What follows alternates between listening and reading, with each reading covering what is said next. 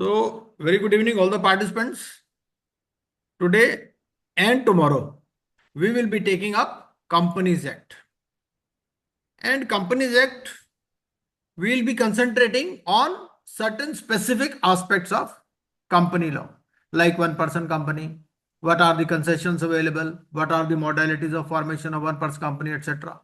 Then, if you want to convert a one-person company to a normal company, whether it is allowed, whether you can convert a private limited company into one-person company, all these questions will be taken up either in the lecture or in the group. Then another important topic is compromise arrangement and amalgamation. So what is the meaning? What percentage is prescribed for all these things? Normally they will ask you questions on percentage, on appointment date, etc. And third topic is winding up of company. So we'll be taking up these three topics today, and tomorrow we'll be taking up foreign LLP, conversion of company into LLP, conversion of LLP into company, conversion of Indian company, merger of Indian company with foreign LLP, merger of Indian company with Indian LLP. So these are some of the topics which we'll be taking up tomorrow, besides an overall understanding of the Companies Act. So today's session will be taken up by Shruti Pandeji. She is a company secretary and has got very good knowledge of company law. So Shruti Pandeji, it's all yours now. Please. Thank you, sir. So today we will cover three, as sir has already informed, that one-person company, second is compromise arrangement and amalgamation, and third is the winding up of the company. So first we will start with the one-person company, which is governed by section 262(3)(1)(c) of the Companies Act and the Companies Incorporation Rules 2014. So we will see OPC at a glance. A single member private company which is governed by section 262 that combines sole proprietorship simplicity with corporate limited liability. Only a natural person, Indian citizen, resident which is resides in India for more than 120 days or an NRI can be its member and nominee. One person may hold only one OPC. Sweeping governance relief. No AGM, no quorum, proxy, e-voting and minimal board meeting. So maintaining a one-person company is very easy. Lighter financial reporting, no cash flow statement, abridged form MGT 7A and a 180 days AOC 4 filing window. No managerial remuneration ceiling, as there is a ceiling for the private limited company and public limited company. Only half the standard penalty under the section 446B, auditor rotation and independent directors rule disapplied. It does not apply on the one-person company. The 2021 reforms scrapped the paid-up capital turnover conversion threshold, so an OPC can now grow and convert entirely on its own timeline. The nominee mechanism gives it a perpetual succession that a sole proprietorship never has. What is a one-person company? Section 262 defines the one-person company, and a OPC is a company which has only one person as a member. Section 3(1)(c), a single person may form a private company for any lawful purposes. The OPC route into incorporation combines the limited liability of a company with the operational simplicity of a sole proprietorship. Must be registered as a private company. Its name must carry the suffix OPC wherever used. So when we go for the incorporation of a one-person company, whatever name it is there, at the end we have to use the suffix OPC. For example, ABC, OPC. Who can form an OPC? Only a natural person who is an Indian citizen, resident or non-resident can incorporate an OPC. Rule 3, Companies Incorporation Rule 2014. Resident in India means having stayed in India for not less than 120 days during the immediately preceding financial year, reduced from 182 days to 182 days by 2021 amendment. So earlier it was 182 days for the person to have a resident in India, which has been reduced to 120 days. The same natural person can be a member of only one OPC at a time. A minor cannot be a member or a nominee, body corporate, and firms are not eligible to form an OPC. The nominee OPC safety net. Every OPC member must nominate a person who becomes a member on the subscriber's death or incapacity. The nominee's name is stated in the memorandum with a prior written consent obtaining from INC 3. So this is a kind of succession planning, so that once a person or once a member dealt with the death or incapacity, then the OPC would not wind up.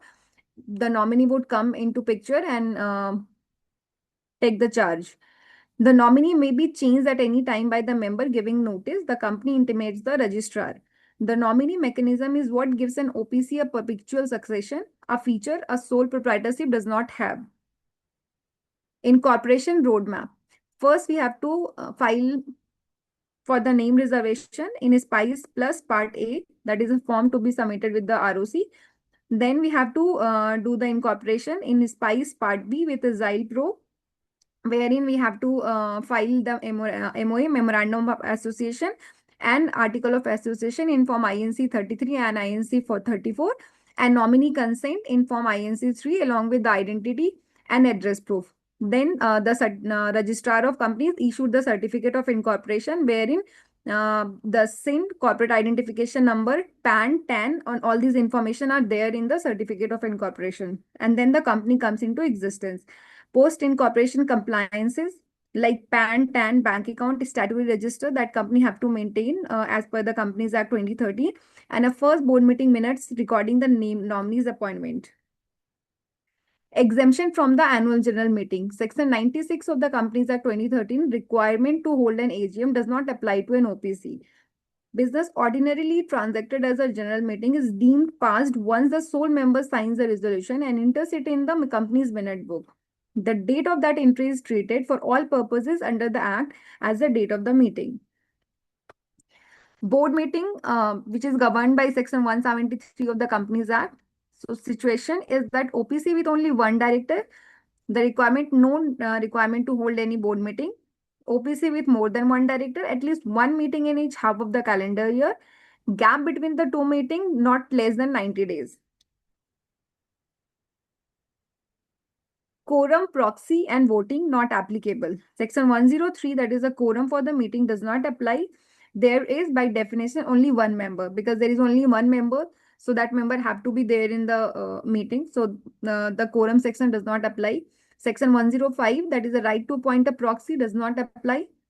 Section 107 and 108, voting by show of hand, electronic voting, do not apply. Resolutions take effect simply through the sole member signature in the minutes book. Simplified financial statements. A cash flow statement is not mandatory component of an OPC financial statements. Financial statement may be signed by one director alone for the filing with the registrar. The board's report need only to explain or comment on the any adverse remarks made by the auditor, a far shorter format than other companies. The annual return to be filed in Form MGT 7A, that is an abridged version, can be signed by the director alone. No company secretary signature is required, which is there in the case of the other company.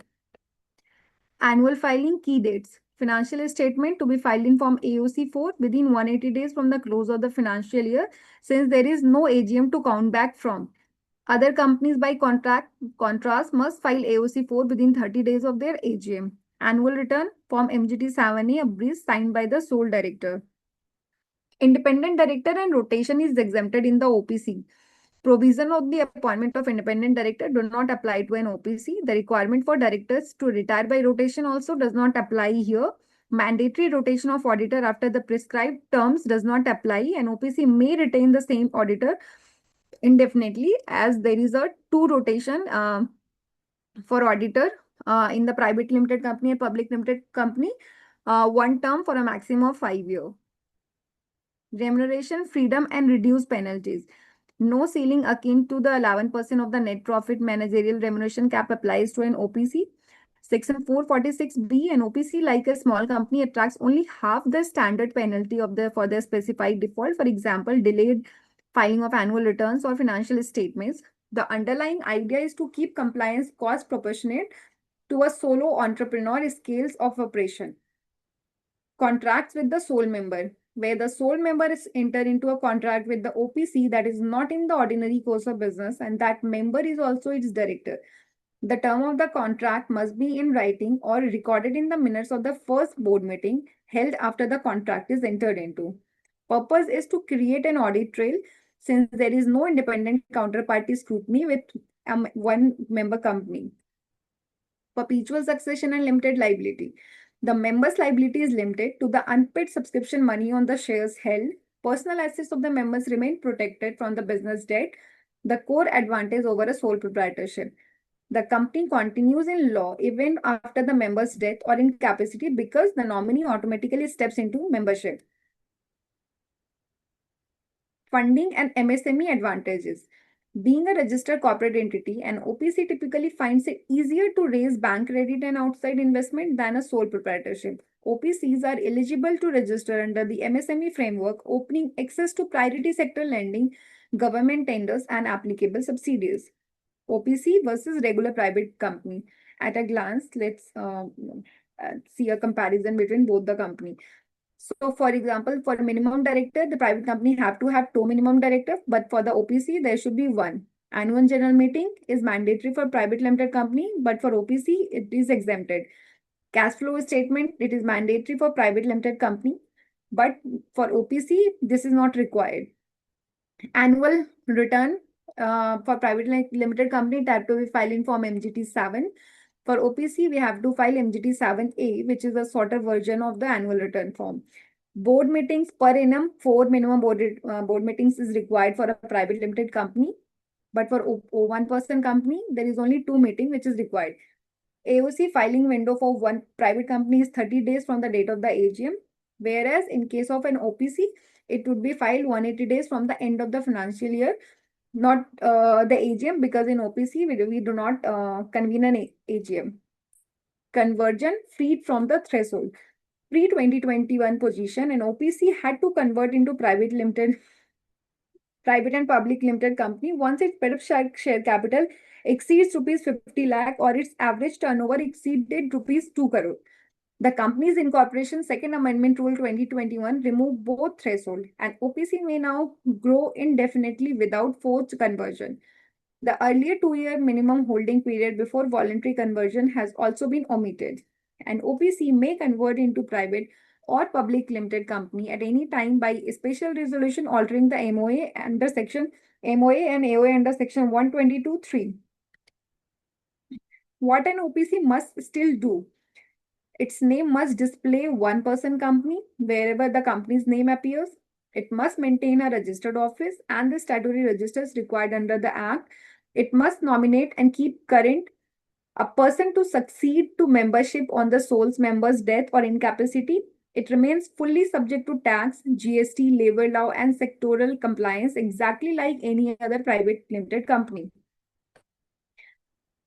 So now we come to the case law that an NRI entrepreneur, Mr. Arjun Mehta, an Indian citizen who relocated to Singapore for work, want to incorporate a company back home to consolidate his family's trading business. He intends to hold 100% of the shares himself, wants the lightest possible compliance burden, and is unsure whether he, as an NRI, can even set up an OPC, whether he needs a co-director, and how the AGM and financial filing timeline would apply to him. So the first question is, can Arjun as an NRI incorporate an OPC after the 2021 amendment? No, NRI remain barred from forming an OPC.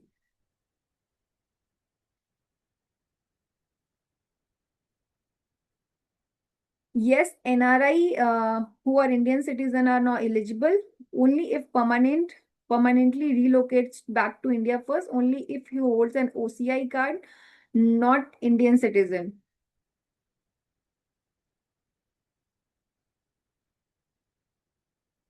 So इसका answer B होगा. Yes, NRI who are Indian citizens are now eligible, but NRI so A होगा sir. No, NRI remains barred from forming an OPC. नहीं Shruti ji, I think the answer should be B. Indian citizen होना जरूरी है, but NRI can. Sir NRI non resident Indian, वो उसमें बोलता है ना कि सर रेसिडेंट होने चाहिए, एंड रेसिडेंट में भी वो 120 डेज वाला वो बात करता है कि 120 डेज सर इसमें वहां पे होने ही चाहिए. हाँ, एक ये बार देख लीजिए. हाँ जी sir.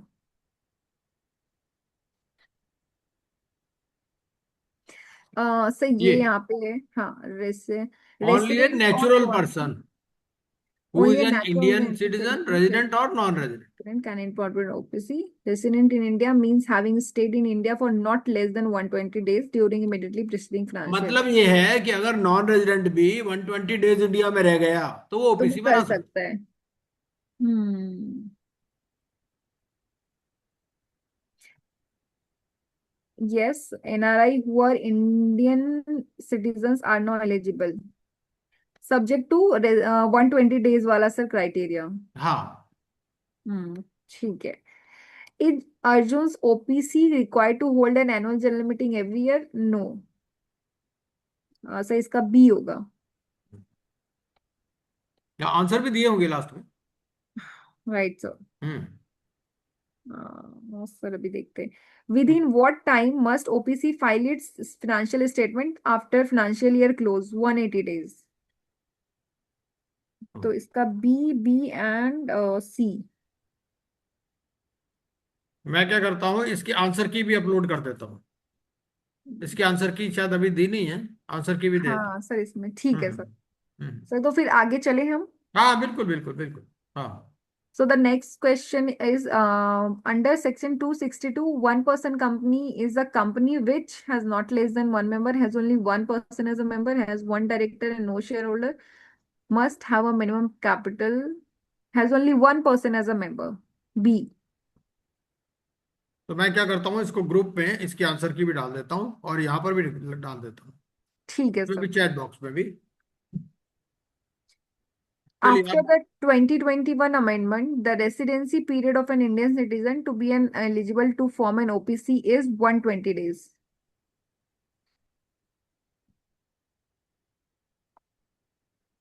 And OPC with only one director is required to hold board meeting. Not at all. No requirement applies. C. Financial statement of an OPC must be filed in Form AOC 4 within 180 days from the closure of the financial year. C.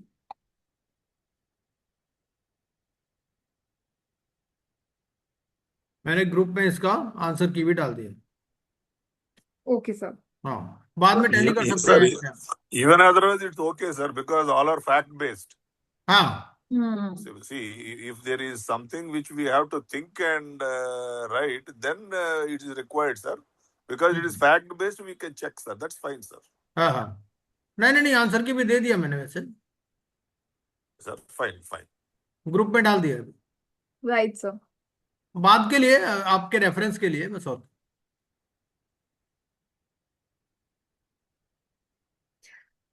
So the next is chapter 15 at a glance. A complete self-contained restructuring code, compromise, merger, demerger, fast track, cross-border, and minority buyout routes in all in one chapter. Section 230 to 231, the compromise arrangement route.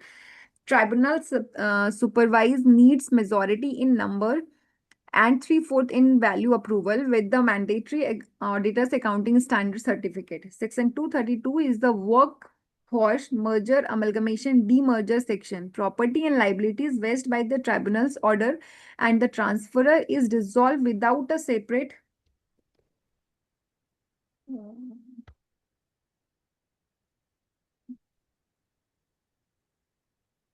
Sir मेरी screen दिख रही है क्या? Yes, it's visible. It is visible. Okay. Section 233, the fast track merger is a RD approved, not NCLT, for small companies holding wholly owned subsidiary. The 2024 amendments widened it to the more unlisted companies and for the first time reverse flip mergers. Section 234 permits cross-border mergers both ways, subject to mandatory RBI approval. Section 235 to 236 protect minority interests, compulsory buyout of dissenters, and minority shareholding purchase once the respective 90% threshold are crossed. A consistent 2016 to 2024 trend, routine approvals are steadily shifting away from the NCLT towards the regional director for speed. Chapter 15, the complete code for the restructuring. Section 230 to 240 were notified on 7th of December 2016. The company's compromise arrangement and amalgamation rule 2016 came into effect on 15th of December 2016. Covers compromise arrangement, merger and amalgamations, including demerger, fast-track mergers, cross-border mergers, minority buyouts, and central government-driven amalgamation in public interest. A complete self-contained code, every cooperative restructuring route under the Companies Act 2013 runs through this chapter. Scheme of Chapter 15, Section Map. Section 230 to 231 deals with the compromise or arrangement with members and creditors. Section 230, merger, amalgamation and demerger. 233, fast track merger, small companies and wholly owned subsidiary. 234, cross border merger, Indian foreign company. 235, acquisition of shares of dissenting shareholder. 236, purchase of minority shareholding. 237, central government's power to amalgamate in public interest. 238 to 240, registration of offer, preservation of record, officers' liability. Compromise, arrangement, reconstruction, and demerger. Compromise implies an existing dispute between the company and its member creditors settled by mutual give and take. Arrangement is a wider term, covers readjustment of rights and liabilities even without a dispute, and includes reconstructions and consolidation of share capital. Reconstruction is a reorganizing share capital, availing tax concession, or achieving economies of scale. Demerger is the undertaking property and liabilities of a company divided among and transferred to two or more companies. Application to the tribunal, who may apply: the company itself, any creditors, any member, or a liquidator appointed either under the 2013 Act or under the IPC may apply for merger and amalgamation. The tribunal may order a meeting of the members and creditor or a class of them to be called, held, and conducted as it directs. Arrangement for this purpose includes reconstruction, demerger, reorganization of share capital by consolidating different classes of shares. Contents of the application: an affidavit disclosing all material facts, including the company's latest financial position and any scheme for reduction of share capital. Where corporate debt restructuring is involved, the consent of not less than 75% of the secured creditor in value is required. A CDR scheme must include a creditor's responsibility statement, safeguard for other creditors, an auditor's fund conformity report, and a registered valuer's valuation report. Notice of meeting, what it must carry: details of the compromise arrangement, a copy of the valuation report, and its effect on creditors, KMP, promoter, and non-promoter members. Effect of the scheme on any material interests of the directors or debenture trustee must be disclosed. Notice and accompanying documents must be placed on the company's website at least 30 days before the meeting. Listed companies must additionally send these to SEBI and the stock exchanges for hosting on their website. Voting and right to object. Person on the notice list may vote in person, by proxy, or by postal ballot within 1 month of receiving the notice. Objection of this scheme can be raised only by members holding not less than 10% of the shareholding or creditors with an outstanding debt of not less than 5% of the total outstanding debt per the latest audited financial statement. देखो ऐसा है, अगर कुछ भी नहीं याद रहता compromise arrangement अमेलगामेशन में, आपको सिर्फ 4 परसेंटेजेस ध्यान में रखनी है। कौन कौन सी? 5%, 5%, 10%, 75% एंड 90%। अगर इतना भी याद रख लोगे ना, तो हो सकता है आप ये 4 क्वेश्चन में से 3 क्वेश्चन के आंसर कर दो। ये तो कोई मुश्किल नहीं है। आप कह दो जी हमें तो नहीं समझ में आ रहा कुछ भी, आपको सिर्फ 4 परसेंटेजेस ध्यान में रखनी है, और मोस्ट ऑफ द क्वेश्चन इन्हीं परसेंटेजेस पर आएंगे आपको। 5%, 10%, 75%, 90%। इतना तो जरूर आपको याद रखना। Right, sir.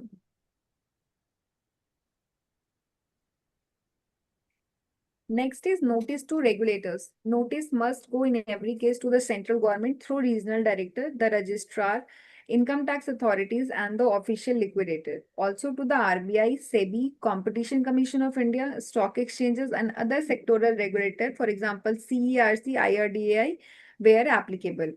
Regulators get 30 days to make a representation. Silence within that period is treated as no objection. Approval threshold and auditor certificate. The scheme is approved once majority in number representing 3/4 in value of creditors, members, or a class of them voting in person or by proxy or by postal ballot agree. The tribunal cannot sanction the scheme unless the company's auditor certify that the proposed accounting treatment conforms to the accounting standard prescribed under Section 133 of the Companies Act 2013. The tribunal's order provides for an exit offer to dissenting shareholder where necessary. Filing, dispensation, and special schemes. A certified copy of the tribunal's order must be filed with the registrar within 30 days of the receipt. The tribunal may dispense with a creditors meeting where creditors holding at least 90% in value agree and confirm by affidavit. A scheme involving buyback must comply with Section 68. One involving a takeover must comply with the SEBI Takeover Code. 2 motion filing trail forms under the CAA Rule 2016. First motion application have to be filed in NCLT 1, notice to admission in NCLT 2 and affidavit NCLT 6, notice of meeting and advertisement in Form CAA 2, notice to statutory authorities in CAA 3, chairman's report on meeting result CAA 4, which have to be filed within 3 days of the meeting. Second motion petition for sanction to be filed in Form CAA 5 within 7 days of the chairman's report. Tribunal's order sanctioning the scheme, Form CAA 6, filed with the ROC within 30 days. अगर Power ये of form number याद नहीं भी रहते हैं तो कोई problem नहीं है. Hmm. Normally they won't ask the form numbers. Right, sir. Power of tribunal to enforce the scheme. The tribunal has continuing power to supervise implementation and to give directions for or make modification as necessary. If the sanctioned scheme cannot be implemented satisfactorily and the company is unable to pay its debt as per the scheme, the tribunal may order winding up. Such a winding up order is deemed to be an order under Section 273. Merger, amalgamation, threshold condition for the same applies where the compromise and arrangement is proposed for the reconstruction of a company involving merger or amalgamation of 2 or more companies. The whole or any part of the undertaking, properties, or liabilities of a transferor company is to be transferred to a transferee company. Companies must also circulate the draft scheme confirming or director's report on the effect on each class of shareholder KMP, an expert valuation report, and a supplementary accounting statement if accounts are more than 6 months old. What the tribunal's order can provide. First, transfer of the transferor company's undertaking, property, liability to the transferee from a date determined by the parties or by the tribunal. Allotment and appropriation of shares, debentures, or other instruments by the transferee company to entitled persons. A transferee company cannot, as a result of this scheme, hold shares in its own name directly or via a trust, subsidiary, and associate. Such shares stand cancelled and extinguished. Continuation of pending legal proceedings by or against the transferor, now by and against the transferee. Dissolution of the transferor company without a separate winding up process. What the tribunal's order can provide. Provision for dissenting person and for shares held under FDI norms by the non-resident shareholders.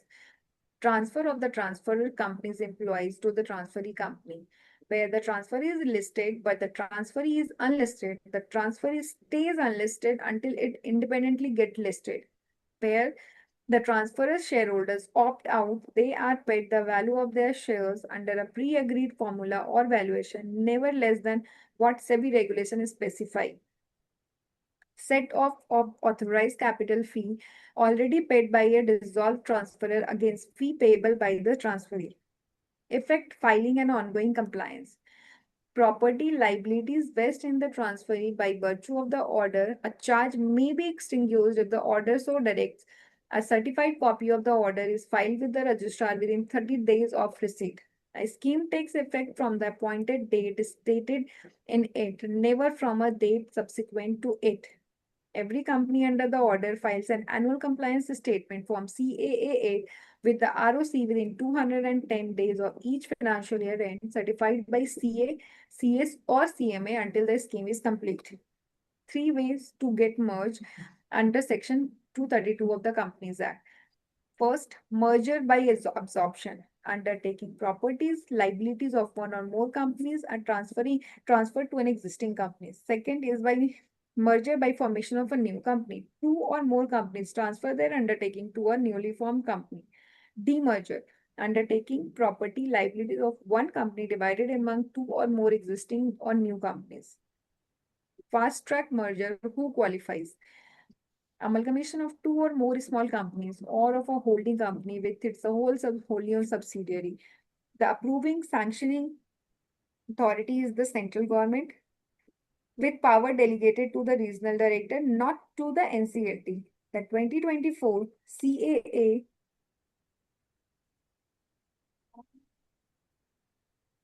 The 2024 CAA amendment rule expanded eligibility unlisted companies with combined loans, debentures, deposits up to 200 crore and no default, and any unlisted holding subsidiary pair and fellow subsidiaries of the same unlisted holding company. For the first time, reverse flip merger of a foreign holding company into its Indian wholly owned subsidiary are also permitted under this rule subject to RBI approval. Fast track merger procedure. Notice of the scheme form CAA 9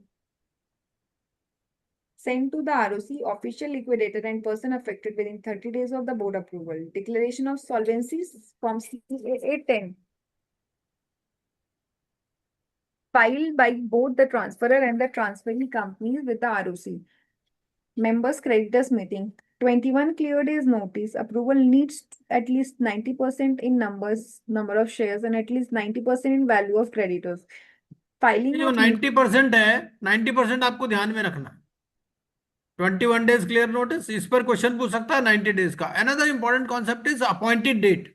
appointed date का जो concept है, I have shared in the chat box also and I have shared in the group also, कि appointed date is another concept on which they will ask questions. तो आपको क्या करना है, 5%, 10%, 75%, 90% और अपॉइंटेड डेट, बस इतना भी याद रख लोगे और 21 days तो आपका काम हो जाएगा, इससे बियॉन्ड नहीं आएगा। तो एक बार इसको खत्म कर लेते हैं, उसके बाद अपॉइंटेड डेट का भी कॉन्सेप्ट श्रुति पांडे जी जरा बता दीजिएगा। आई हैव हाँ जी already sir. Shared in the chat box also and I have already shared in the group also. ठीक है सर। हाँ, क्योंकि अपॉइंटेड डेट होती है और फिर एक होती है इफेक्टिव डेट, ये बहुत इंपॉर्टेंट है। Right sir. Hmm. Cross border merger 20 यही हाँ Cross border merger, a 2013 Act innovation under the 1956 Act, Section 394 4B, only a foreign company could merge into an Indian company, not the other way round. The 2013 Act, with Rule 225A inserted in 2017, allows cross-border merger both ways, Indian into foreign and foreign into Indian. Foreign company means any company or body corporate incorporated outside India, whether or not it has a place of business in India. Cross-border merger, what are the key conditions? So the prior approval of RBI is mandatory. The foreign company must be incorporated in a jurisdiction is specified under the rules. Consideration to the shareholders of the merging company may be paid in cash, in depository receipt, or partly in each. Valuation must be carried out by valuer who are members of a recognized professional body in the transferee's jurisdictions, applying internationally accepted principle. A declaration to this effect accompanies the RBI application. No amendment to Rule 25A can be made without consulting the Reserve Bank of India. Reverse flip mergers enabled. Company CAA Amendment Rule 2024, effective 17th of September 2024, wide MCA notification dated 9th of September 2024. For the first time, a foreign holding company can merge into its wholly owned Indian subsidiary under the fast track route under Section 233 of the Companies Act 2013, subject to the RBI approval and compliances by the Indian transferee company. Encourages reverse flipping. The homecoming of Indian origin startup previously domiciled abroad while shifting more merger approvals from NCLT to the regional director. Acquiring shares of dissenting shareholder applies where a scheme contrasts transfer of shares of a transferor company to a transferee company and is approved by holders of at least 9/10 in value within 4 months. This 9/10 excludes shares already held by the transferee or its subsidiary. The transferee may, within 2 months after that 4-month window, give notice form CAA 14 to acquire a dissenting shareholder's shares at the same price paid to the approving majority. Dissenting shareholder includes one who neither assented nor transferred shares as required by the scheme. Completing the compulsory acquisition. Consideration for the acquired shares is paid into a separate bank account by the transferee company. On receipt of the transfer instrument and consideration, the transferor registers the transferee as a holder and informs the dissenting shareholder within 1 month. The amount received is held in trust for the shareholder entitled to it and disbursed within 60 days. Purchase of minority shareholding when it applies. Triggers when an acquirer or a person acting in concert becomes the registered holder of 90% or more of the issued equity share capital by amalgamation, share exchange, conversion of securities, or otherwise.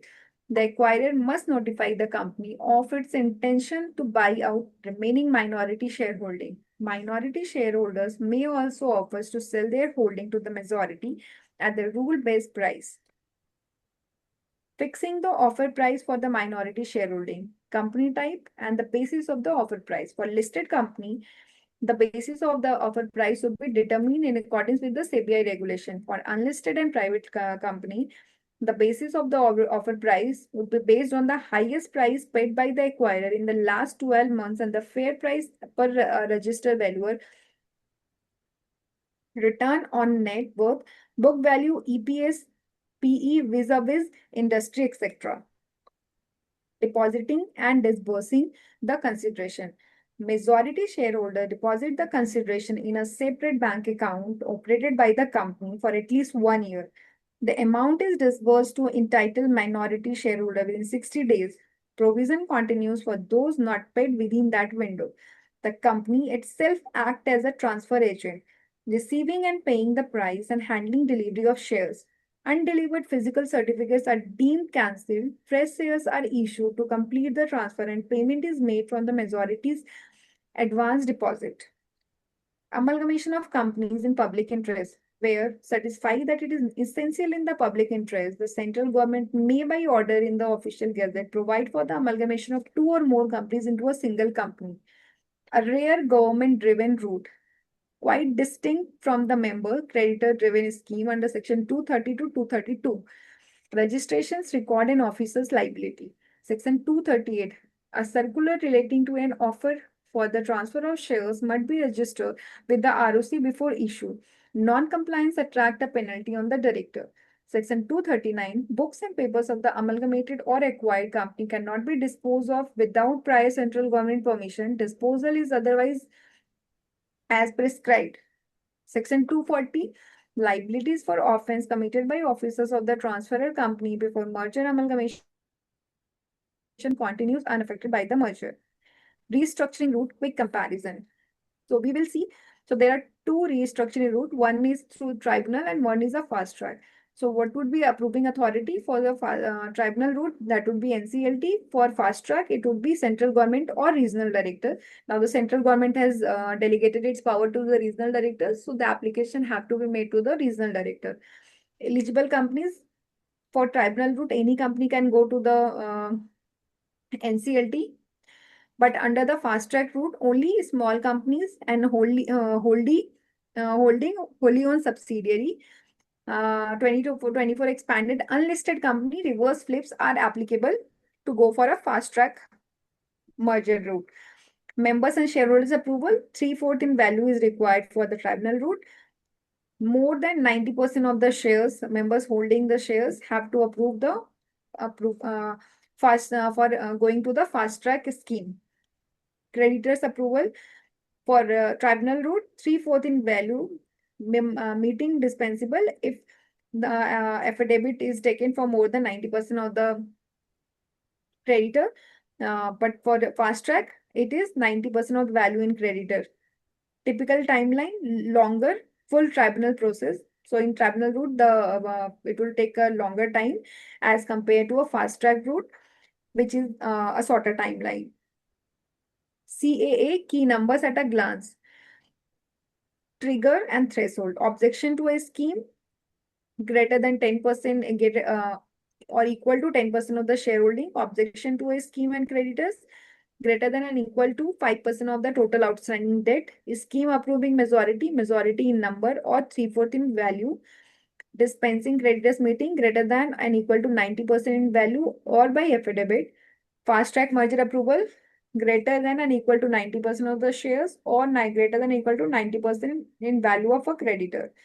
Compulsory buyout of dissenters, section 235, greater than or equal to 9/10 in the value of the transferor shares approved. Minority buyout trigger, section 236, acquirer holds greater than or equal to 90% of the equity share capital. Holding subsidiary merger, choosing the route. So this is a case study. Vindhya Textile Limited, unlisted, proposes to merge into its listed holding company, Himalaya Fabrics Limited. Vindhya combined loans, debentures, and deposits are comfortably within the rupees 200 crore, and it has no default. The board wants the fastest possible route and is weighing the fast track merger under section 233 against the standard route under section 232. Can this holding subsidiary merger use the fast track route even though the transferor Himalaya is listed? No. Which authority confirms the scheme under the fast track route? Regional director. What minimum shareholder approval threshold must the scheme cross at a general meeting for a fast track route? At least 90% in total number of shares. CAA 9(1), who may order a meeting of members and creditors to be called for compromise and arrangement between a company and its creditor or member. NCLT, who may make an application to the tribunal for a compromise or arrangement between the company and its member or a creditor. Now, who may make an application to the tribunal for compromise or arrangement between the company and its member?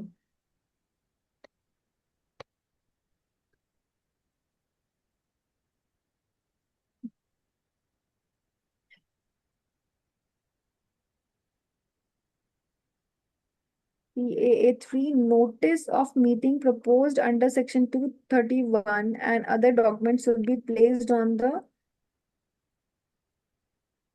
website of the company. Objection to a compromise or arrangement can be made only by a person holding. So ये बाद में कर ले क्या? हाँ बिल्कुल, वैसे answer मैंने दे रखे हैं इसके। है ना, ठीक है सर। इसके आंसर की में दे रखे हैं, वो मैंने ग्रुप में भी शेयर किया है। हाँ उसके जी सर। अलावा एक मैं पीपीटी अभी और शेयर करता हूँ, इसको एक बार क्लोज करके, ठीक है और सर। एक बार ये पीपीटी में शेयर करता हूँ, ये आप ही समझाइए इनको जरा, ये वाइंडिंग अप से पहले। ये वाला एक बार पीपीटी क्लोज कर अच्छा, दीजिए आप। हाँ। ठीक है सर। हम्म। तो ये देखिए, ये मेरा स्क्रीन नजर आ रहा है आपको? नहीं अभी? ये आपका यस स्क्रीन है सर? सर। नहीं नहीं नहीं, सर नहीं, अभी तो नहीं आ रहा सर। हाँ ये वाला बंद कर दीजिए, इसको स्टॉप शेयरिंग कर दीजिए ये वाला। हाँ जी सर। हाँ, अब मैं शेयर कर, ये देखिए, ये वाला इनको समझा दीजिए, बहुत आसान है, और इतना भी याद कर लेंगे तो इनका काम हो जाएगा। I hope now my screen is visible, yes visible sir. है? Yes it sir. इज हाँ। Visible sir, visible. हाँ, तो इतना ही याद कर लीजिए बस आप। ठीक है ठीक जी। है सर। तो ये स्लाइड शो करता हूं मैं, फ्रॉम करंट स्लाइड, एक बार ये वाला समझा दीजिए बस। So what we will cover? So हाँ first, the two dates that define the appointed date and effective date under the section 230 and हाँ 232 of the भाई Companies देखो, Act. एक तो हमें ये डेट्स बड़ी इंपॉर्टेंट है, इस पे क्वेश्चन पूछता है वो, अपॉइंटेड डेट कौन सी है और इफेक्टिव डेट कौन सी है। Right, sir. Second is statutory anchor, section 232(6) and the accounting date deeming fiction. Hmm Third is MCA Circular 9 of 2019, fixed calendar date versus trigger event appointed date. Hmm Fourth is 4 key percentages, हम्म 5%, 10%, 75%, 90%, जैसा भी sir ने बताया था, हम्म where each applies in the CAA life cycle. Hmm The full timeline, how the dates and the threshold interacts start to finish. And the sixth is practical consequences, accounting, tax, business continuity, and judicial approach. ये देखिए। So there are two dates and two purposes. Every scheme under section 232 runs on a two distinct dates, one economic and one legal. Conflating conflating the two is the single most common error in scheme drafting and reading. Appointed date is the date from which the scheme takes effect in substance, economically and for accounting. Fixed by the scheme itself, parties choose it, can be past, present, or future, triggered linked also it can be. Deemed acquisition date for accounting, Indian AS 103 and accounting standard 14. Business deemed carry on for and on behalf of transferee from on this date. What is the effective date? The effective date is the date the scheme becomes operative in law, when it actually binds the company, members, and creditors. Always a specific, ascertainable calendar date tied to filing of the NCLT sanction order with the ROC in Form INC 28. Always prospective, never in the past, marks the legal transfer of assets, liabilities, and undertaking. Next is section 232(6, that is the anchor provision. What is this? The scheme under this section shall clearly indicate an appointed date from which it shall be effective, and the scheme shall be deemed to be effective from such date and not at the date at the discretion of the board. What this provision establishes? First is a mandatory disclosure. Every scheme must state its appointed date explicitly. It cannot be left open or implied. Deemed acquisition date. The appointed date is deemed the acquisition date for accounting purposes under applicable accounting standard. No backdoor discretion. The board cannot alter or select the appointed date outside the scheme once sanctioned.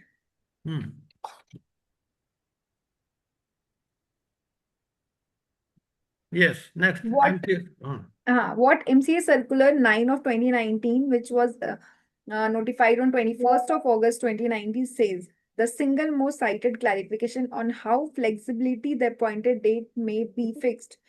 First is the calendar date. The appointed date may simply be specific fixed calendar date named in the scheme, the most common approach. Two is a trigger event date. It may instead be tied to a defined trigger event, for example, grant of a license, fulfillment of a condition precedent rather than a fixed date. ROC intimation duty. Where a trigger day event is used, the company must intimate the ROC within 30 days of the scheme becoming effective, confirming the actual date that event occurred. Retrospective appointed dates remain permissible, but the accounting treatment must conform to the applicable accounting standard and is examined by the RD NCLT at the sanction stage. What are the four key percentages which we have seen? The 5% deals with section 234 proviso, creditor's objection.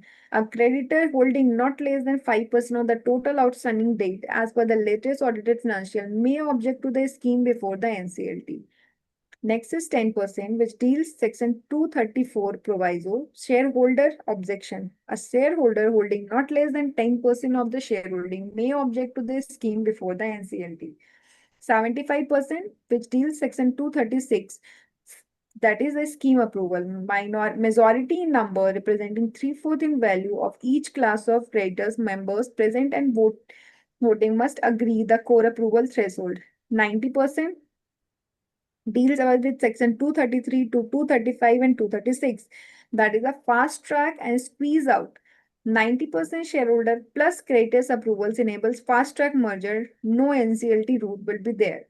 90% shareholding post scheme triggers minority buyout. The full CAA timeline. First is the appointed date fixed in the draft scheme before approval begins. So we have to determine the appointed date at the time of drafting and finalizing the scheme. Second is a class meeting, 75% value plus majority in number approval. Third is objection window, 5% creditor, 10% shareholder, like we have seen in the previous slide, can object before the NCLT. Then next is the NCLT sanction. NCLT will review the application heard of the objection if any received by the creditor and the shareholder, and thereafter they would pass the order. And the order needs to be filed with the registrar of company in Form INC 28.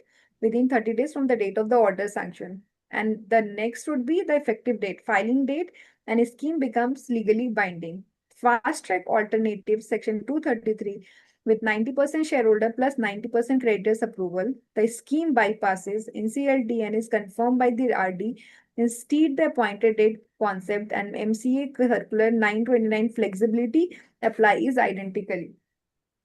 Key points: the 75% approval and 5 and 10% objection right are separate gates. A scheme that clears 75% at the class meeting can still face and be affected by objection from a qualifying minority at the NCLT sanction hearing. So it does not mean that a 75 and 75% approval would receive, the objection would not come up. How tribunals treat the appointed date. Commercial freedom respected. Parties are free to choose the appointed date as a matter of commercial wisdom. NCLT and NCLAT will not ordinarily second guess a commercially chosen date. Limits on that freedom. Unusually distant retrospective dates, especially with significant tax consensus. Section 72A carry forward losses, MAT credit, depreciation invite closer scrutiny. The tribunal's test in practice. Does the chosen date result in tax avoidance? Is any stakeholder prejudiced by the retrospectivity? Is the date contrary to the law or a public policy? Practical consequences of the appointed date. Accounting first, opening balances, goodwill, capital reserve computation, and P&L consolidation run from the appointed date. Next is taxation, which determines the year the transferor income is taxed in the transferee's hand, relevant to section 21B, section 47(6) and 47(6)B, and set off of losses under section 72A.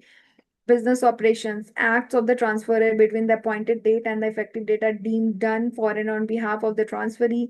Continuity, vesting of employment, licenses, and contract is typically anchored to this date. GST and other registration. GST law does not formally recognize appointed date retrospectively the way company law does. A frequent practical friction point. So key takeaways are following are the points which we need to keep in mind.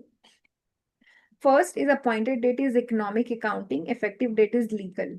Never treat them as the same. Second is effective date is always prospective.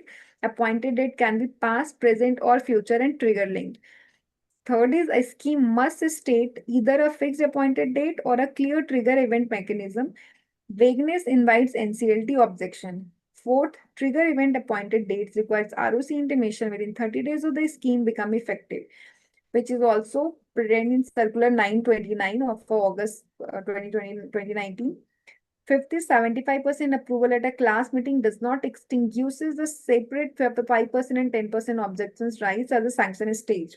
And last, retrospective appointed date are permitted but face closer scrutiny where tax consequences are significant. बस तो इतना भी याद रख लेंगे ना, आपको ज्यादा नहीं याद रख सकता, तो इतना भी याद रख लीजिएगा तो काफी है, इतने से ही आप आंसर कर पाएंगे. Right, sir. Yes, sir. चलिए इससे आगे प्लीज कंटिन्यू मैडम, वो शेयर कर दिए. हाँ, और ये वाला ये भी मैंने शेयर कर दिया है पीपीटी आपको ग्रुप पे, नहीं तो मैं अभी शेयर कर देता हूँ, अगर नहीं किया तो अभी कर देता हूँ. ठीक है सर. हाँ, ये इसको भी उसी Sir, के अंदर जोड़ देंगे. sir, one thing I had to say, sir, we should complete the कम से कम पूरा पीपीटी जो है उसको complete करना जरूरी है सर. हाँ बिल्कुल करेंगे, क्यों नहीं करेंगे, बिल्कुल करेंगे. हाँ सर, आधा आधा पे छोड़ने से नहीं होता है कि आधा छोड़ दिया, आधा नहीं पढ़ नहीं रहे नहीं, हैं. आधा क्यों छोड़ेंगे, पूरा करेंगे. अब हो गया नहीं, ना, सीए तो हो गया कंप्लीट. अभी नहीं, only winding up of companies है ना. हाँ, केस लॉ बचा है. केस लॉ करने हैं तो आप बताओ, मतलब केस लॉ कर सकते हैं. तो है वो कर लेते हैं, बट छोड़ छोड़ के नहीं करेंगे, पूरा करेंगे. हाँ बिल्कुल बिल्कुल बिल्कुल, क्यों नहीं. सर केस लॉ करना है बिकॉज बाकी सारे तो कवर किया है हमने. केस लॉ में हम कुछ तो किया था बट केस लॉ बचे हैं. मेरे हिसाब से पहले वाइंडिंग अप कर लेते हैं, उसके बाद में अगर टाइम बचेगा तो फिर सीए को देख लेंगे. देखो ऐसा है, सीए देखो बेसिक बात क्या है, सभी को समझ में आना चाहिए. सीए थोड़ा सा कॉम्प्लिकेटेड है, ये बात तो मानोगे आप. इसमें जो तीन चार क्वेश्चन ही आते हैं घूम फिर के, इसके बियॉन्ड नहीं आता। एक तो परसेंटेजेस आती हैं, एक आती है अपॉइंटेड डेट, इफेक्टिव डेट। इसके अलावा ज्यादा मतलब याद करने को तो बहुत सारे पेजेस हैं इसके अंदर। अगर वाइंडिंग अब ये सीए वाला चैप्टर पढ़ना शुरू करें, सेक्शन 230 टू 240, तो मेरे ख्याल से 200-300 पेज का सेक्शन ही है टोटली। हम्म। तो क्या है कि मेन मेन बातें हमें क्या याद रखने वाली है वो भी इंपॉर्टेंट है। देखो एग्जाम पर्सपेक्टिव हमारे लिए इंपॉर्टेंट है यहाँ पर, या एग्जाम में हमें याद भी तो रखना है ना वो सब चीजें। सर तो आपने जो केस स्टडी वाइज दिया है उससे तो ध्यान में रहता है, इसलिए तो केस स्टडीज पूरी करनी जरूरी हाँ है, तो केस अदरवाइज स्टडीज छोड़ने से तो कर फायदा लो तो है केस, नहीं। हाँ केस स्टडीज कर लो मैडम श्रुति पांडे जी। नहीं सर, पहले पहले वाइंडिंग अप कर ले सर, फिर कर लेंगे। ठीक है, जैसा मर्जी कर लीजिए, इट्स अप टू यू, कोई दिक्कत नहीं।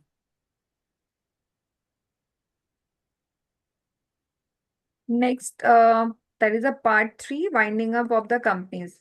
हम्म। Chapter 20 at a glance. Section 294A, winding up to today straddles two statutes, the Companies Act and the liquidation under the IBC. Post IBC 11 Schedule 2016, tribunal driven winding up under Section 270 is the only mode left in the Companies Act. Voluntary winding up moved entirely to Section 59 of the IBC. Inability to pay debts was removed as a ground. Section 271 now runs on 5 residual grounds only, with the insolvency based exist routed through CIRP instead. The company liquidators' power are tribunal supervised throughout. Quarterly reporting, which is governed under Section 288, tribunal sanction needed for the key powers such as raising finance, Section 290. Strong safeguards against pre liquidation abuse, avoidance of fraudulent preferences transfer, Section 328 to 329, and penal consequences for improper books, Section 338, and or non-disclosure of liquidation status under Section 344. Dissolution under Section 302 is the final, irreversible step ending the company's legal existence. In practice, winding up under the Companies Act is now a narrow residual remedy. More exists, solvent or insolvents run through the IBC. What winding up means today. Section 294A, winding up means winding up under the Companies Act 2013 or liquidation under the IBC as applicable. The term was left undefined in both 1956 and 2013 acts until the IBC inserted this definition through its 11th schedule. Winding up is the legal process of bringing a company's existence to an end, realizing its assets, settling its liabilities, and finally dissolving it. How the IBC 2016 redrew Chapter 20. Chapter 20, that is Section 272 to 365, was notified in full on 15th of December 2016, but the IBC's 11th schedule, effective 15th of November 2016, has already rewired much of it. Provision for voluntary winding up, erstwhile Section 304 to 323 were omitted entirely from the Companies Act. The ground of inability to pay debts was removed from Section 271. That triggers now runs exclusively through the IBC CIRP Section 7, 9, 9 and 10. Net effect for this is two statute, one subject. The Companies Act now governs only tribunal driven winding up on the remaining grounds. Only one mode survives under the Companies Act, Section 270. The provision of Part 1 shall apply to the winding up of a company by the tribunal under this Act. Winding up by the tribunal, NCLT is now the sole mode of winding up under the Companies Act 2013. Voluntary winding up of a solvent company is governed instead by Section 659 of the IBC 2016 and not by the Companies Act 2013. What Section 271 says, ground for the winding up by the tribunal, the ground and the essence. Special resolution, the company itself resolved that it would be wind up by the tribunal. Acted against sovereignty and security. Conduct prejudicial to India's sovereignty, integrity, security, or friendly relation with foreign states. Affairs conducted fraudulently, unlawfully.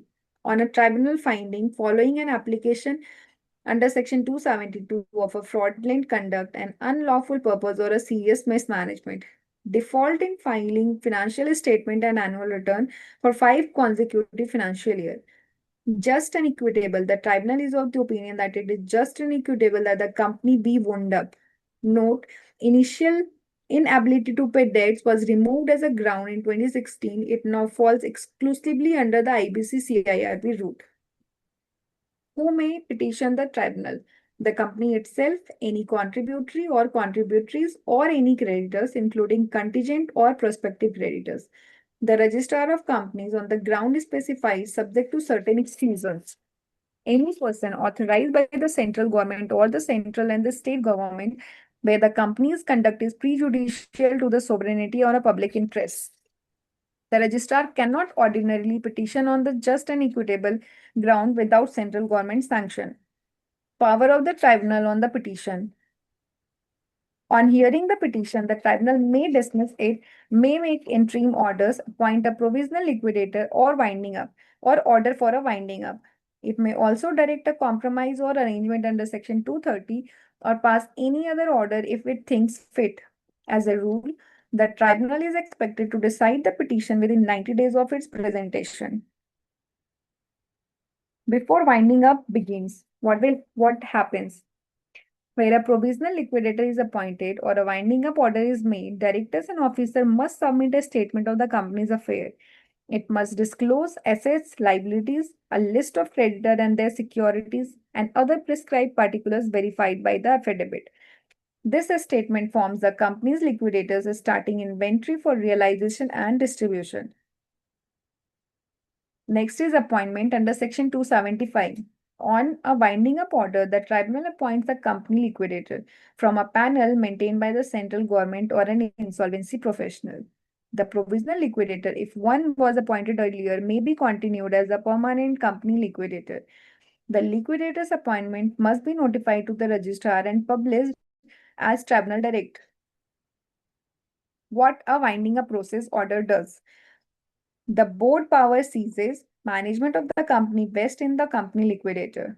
Custody and control of all the company's property and effect passes to the liquidator.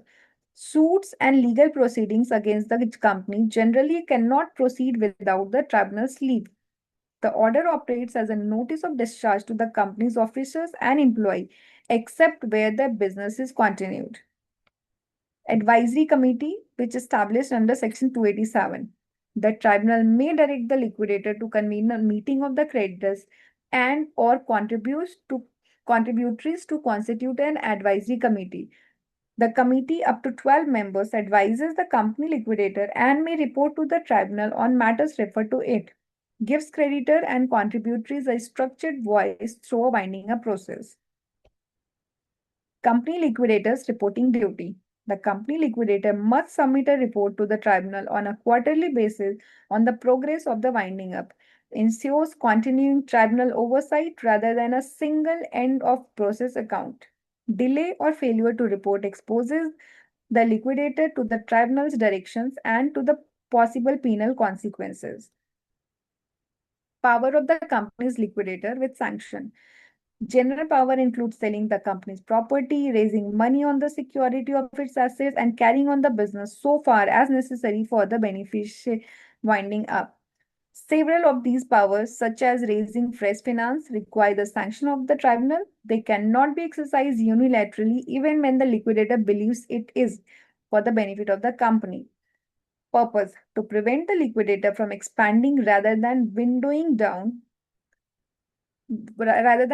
down the company's affairs without oversight. Avoidance of certain transfers before winding up. Section 328, a fraudulent preference given by the company shortly before the winding up petition can be declared invalid by the tribunal. Section 329 says that a transfer of property, either movable or immovable, is not automatically void merely because the counterparty is related to a director. A transfer made bona fide for value and in the ordinary course of business generally cannot be reopened, even where a related party is involved. Offenses for improper maintenance of books. Director and officer who fails to keep proper books of accounts for the 2 year immediately preceding the commencement of the winding up commit an offense, which is punishable with imprisonment from 1 to 3 years and or with a fine from 1 lakh to 3 lakh rupees. Practical difficulty which comes up is records seized by another authority, staff attrition are examined on the facts. They do not automatically excuse non-compliance. Offense state. Sir, excuse me, sir. Sir, I have a small doubt, sir. Yes, please, बोलिए. Sir, ये improper maintenance of books is an offense, na sir. See, mostly what happens is in most of the cases. So, for example, small or medium companies, what they do is they do not give the books at all. They do not either they do not give the books to the RP or the IRP. So, because it is an offense, the RP should petition should file with the tribunal regarding this offense, sir. Actually, whenever an offense is of criminal nature, which involves punishment, so there is a trial also. Yes, sir. So it is preceded by award of punishment is preceded by a trial and Yes, not sir. directly. NCLT cannot send a person to jail, right, on its own. I think section 235 is there. Just a minute, let me confirm the section. Sir. I think it is. So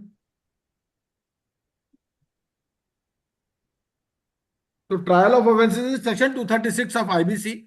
So section 236 of IBC says that okay, they have to be tried actually either on the complaint of the central government or IBBI. Okay. So if you read section 236, then it is quite clear regarding IBC. Right, sir. So the RP has to, inform the We will file a IBBI. non-cooperation application under 19.2 and then it's up to the adjudicating authority what they want to do. Right, sir. Right, sir. Thank you, sir. Yes, please carry on. Yes, sir. So the next is offense, a statement that the company is being wound up. Every invoice, order, or business letter issued once winding up has commenced must state that the company is being wound up. A company liquidator who knowingly authorizes or permits the omission of this statement is punishable with a fine of rupees 50,000 to rupees 3 lakh. A small transparency requirement is strictly enforced. Third party dealing with the company need to know its status. Final dissolution under section 302. Once the company's affairs are completely wound up, the tribunal makes an order that the company stand dissolved from the date of that order.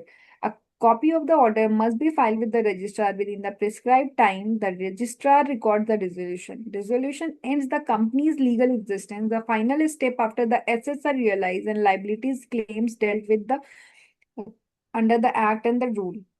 Winding up versus the strike off under section 248, not the same rule.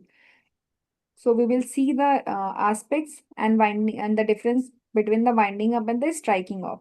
The trigger for the winding up is tribunal driven, and grounds is under section 271, whereas in a strike off the company defunct and not carrying on the business can go for the strike off.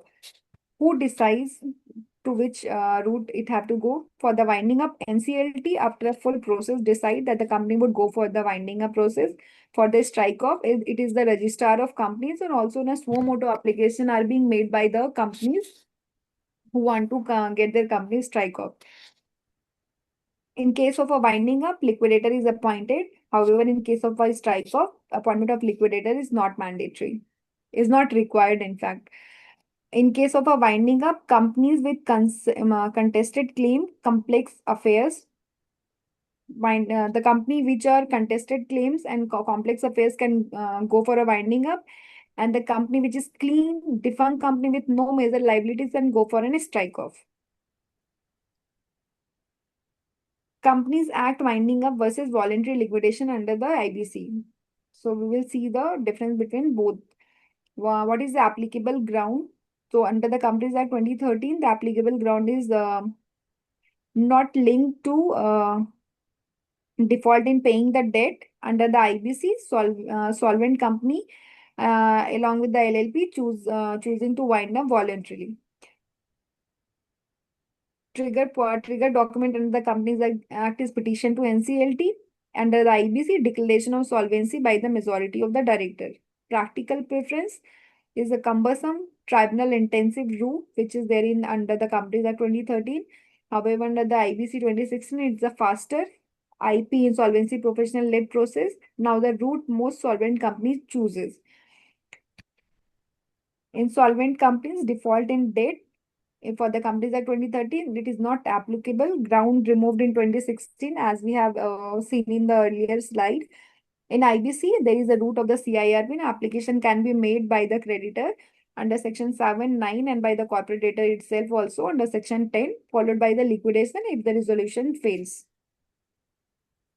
Companies winding up rules 2020. Notified to operationalize tribunal-driven winding up under the post IBC Chapter 20 forms, timeline and companies liquidator procedural framework.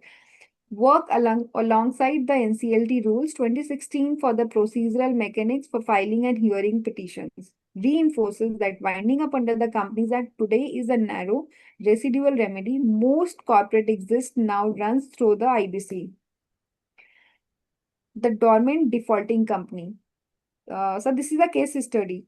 हाँ हाँ, तो एक इसको कर लीजिए, उसके बाद में वो अपना वो सीए वाला केस स्टडी कर लीजिएगा, बस 2 केस स्टडी का हो जाएगा time. Right, sir. Hmm So Bhargava Components Private Limited has not filed its financial statement or annual return for the last 6 financial years.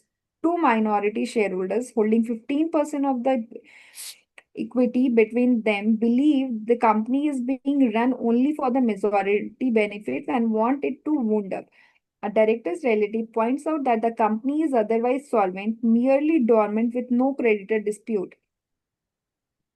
So first is which ground under section 271 is squarely available here on the filing default alone. First, the just and equitable default in financial statement and annual return for 5 consecutive financial year, inability to pay debts, conduct prejudicial to the India's sovereignty.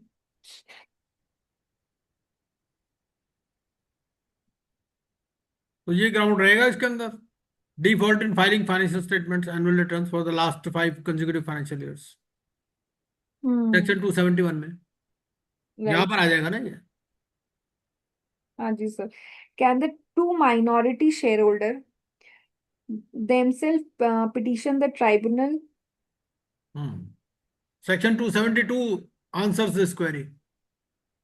Right, sir. Section 272 बोलता है कि any contributory में petition under section 272, तो सब B होगा. 2 भी हो जाएंगे। हाँ, Given the company is solvent but merely dormant, what lighter touch alternatives to a full winding up petition might also be considered? Being given the company is solvent but merely dormant, what lighter? So, दोनों ही हो सकता है, strike out भी हो सकता है, voluntary हाँ, liquidation भी हो सकता है। Correct sir. हम्म तो बी एंड सी मतलब डी होगा sir. Hmm A company liquidator wants to raise a loan from a bank for further expansion of business for the benefit of the company and its stakeholder. Can he do so on his own?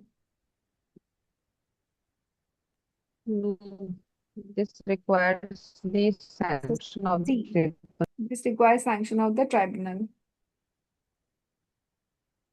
Section 290 sub section 1। Hmm. The company liquidator is required to submit a report to the tribunal on which basis? On quarterly basis. Quarterly basis. An immovable property belonging to a company was transferred to a relative of a director 18 months before presentation of the winding up petition. Which is correct? This is automatically void since the related party before 24, the automatically void merely because it is related. This transfer cannot be challenged if sir C होगा sir. हाँ, section 329 है, section 329 answers this thing. A company liquidator finds that the proper books of accounts were not maintained by the company throughout the 2 years preceding the winding up. The director plead that the income tax authorities have sealed their premises. What is the consequences?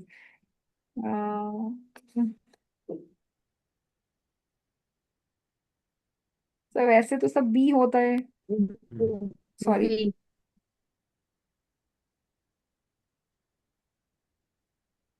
तो वैसे तो B होता है, लेकिन sir इसमें मतलब income इसमें tax. भी बी होगा। 338 मान लीजिए, ग्राउंड नहीं ले सकते आप। सर ऐसा क्यों? हम्म। भाई प्रेमिसेस ही तो सील किए हैं ना, आप कहीं और जाके मेंटेन करो, उसमें क्या दिक्कत है? सर लेकिन सारे बुक्स वहां पे हैं, अगर बिजनेस रन नहीं हो रहा है, सील कर दिया है, बिजनेस कर नहीं पा रही है कंपनी, तो हम्म। मतलब सब प्ली तो मतलब ले सकते हैं। मतलब बात ये है ना कि एक्सेप्शन तो नहीं दे रखे ना, एक्ट में कोई ऐसी एक्सेप्शन हाँ नहीं हाँ है। राइट, एक्सेप्शन नहीं है मतलब सर, लेकिन प्रैक्टिकल ग्राउंड में वो भी सर सही है अपनी जगह पे।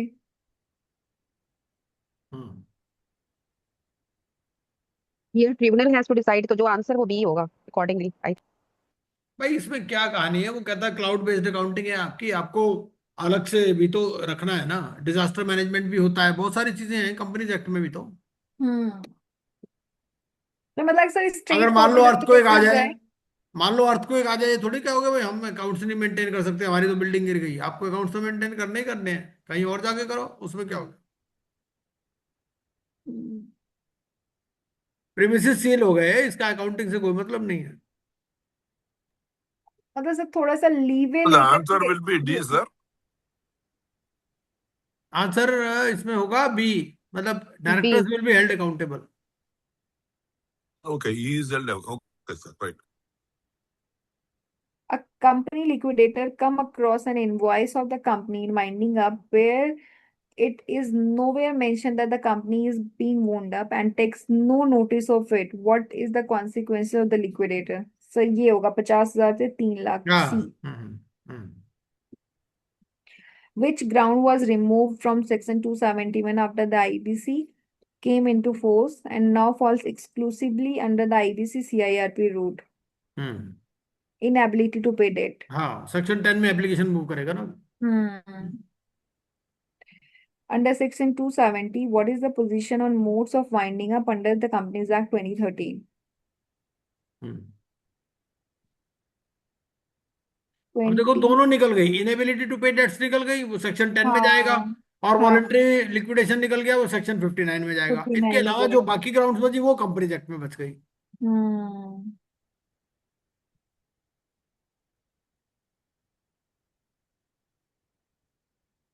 हाँ सही, बी हो जाएगा इसका। हम्म। Once the affairs of the company are completely wound up, what does the tribunal do? हाँ, तब बी होगा, make an dissolution order order हो that the जाएगा। company stand dissolved। हाँ। हाँ। हम्म।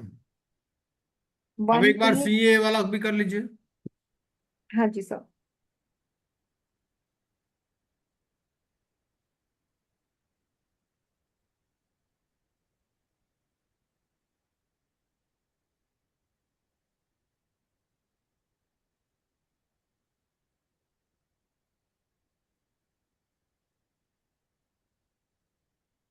तो ये तो हमने कर लिया था, 4 तक तो हमने किया था यहाँ से।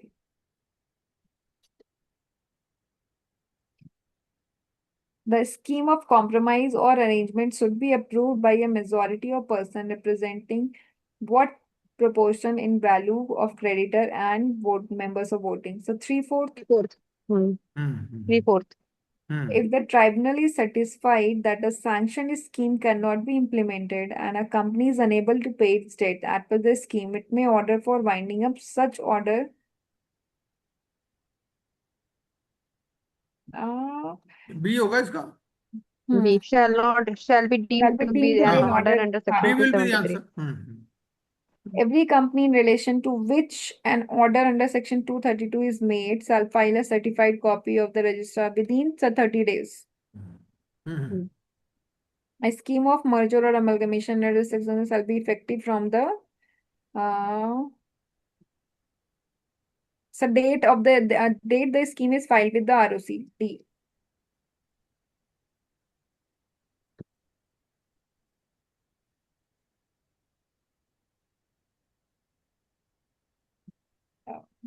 हेलो। हाँ जी। सर आगे आगे। इसका डी होगा ना, the date the scheme. Sir 8 question number जो CA 8। हम्म। A scheme of merger or amalgamation may be entered into between a holding company and its wholly owned subsidiary company under the fast track route. True. True. In a fast track merger, if the ROC or official liquidator has objection to the scheme, they must communicate this in writing to the central government within, देखना पड़ेगा sir ये. Fast track merger में 30 days होना चाहिए. 30 days, हाँ. The provisions of Chapter 15 apply mutatis mutandis to the schemes of merger and amalgamation between the companies registered under that Act and foreign company as may be notified by the central government. The registrations of fast track merger scheme has effect of dissolving the transferor company. Scheme only after formal winding up process. ना ना ना ना, इसमें winding up की जरूरत ही नहीं है, direct dissolution हो जाएगा. तो ये सर डी होगा. डी होगा आंसर इसका. Okay. Section 233 sub section 8. So the next is the acquirer under section 236 must offer to purchase the minority shareholding at a price determined valuation के बेसिस पे होगा. on the basis of valuation, right? Where the central government is satisfied, it is essential in the public interest for the two or more companies to amalgamate. It may provide for such amalgamation by notification in the official gazette. No, by an order. By an order notified in the official gazette. अब आप कहोगे दोनों में फर्क क्या है? फर्क ये है कि पहले ऑर्डर इशू होगा, फिर उसको नोटिफाई करेंगे ऑफिशियल गजट में. और notification in the official gazette में क्या होता है, पहले से ही पावर होती है, सिर्फ नोटिफाई करना होता है. जैसे 1 लाख to 1 करोड़ था, वो एक्ट में पहले से ही पावर थी.